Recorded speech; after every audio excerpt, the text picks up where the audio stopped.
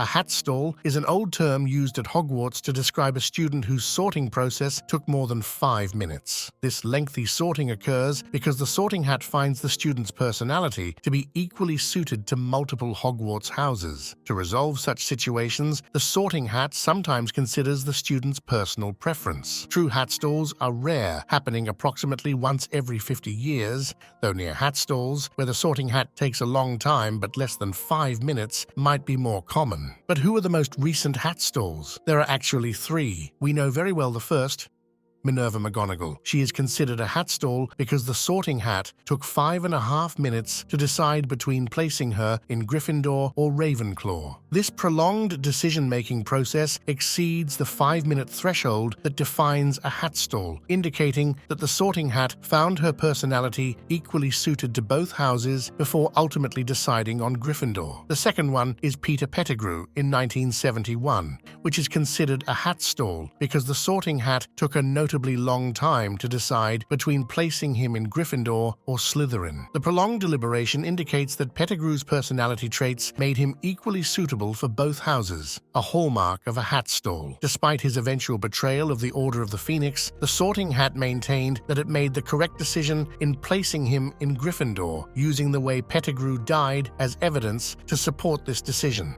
Finally, Tulip Karasu. It's actually a character from the game Harry Potter, Hogwarts Mystery. The delay was due to Tulip's stubbornness and her reluctance to accept that she belonged in Ravenclaw. She believed she might be unfit for any house and thought she would be a disappointment as a Ravenclaw, which created a conflict for the sorting hat. This indecision and her struggle to admit she was suited for Ravenclaw led to the extended sorting process, making her a Hatstall. However, in the series, we meet more almost Hatstalls because they didn't reach the 5 minutes limit but were close. They could have been in another house. Do you know Phileas Flitwick? He is described as almost a Hatstall because the sorting hat had difficulty deciding between 2 houses for him, Gryffindor and Ravenclaw. Although the sorting hat took its time to make a decision, it ultimately chose Ravenclaw. The second is another teacher of Hogwarts, though he left after 1 year. The hat initially leaned towards placing Gilderoy in Slytherin but ultimately decided on Ravenclaw.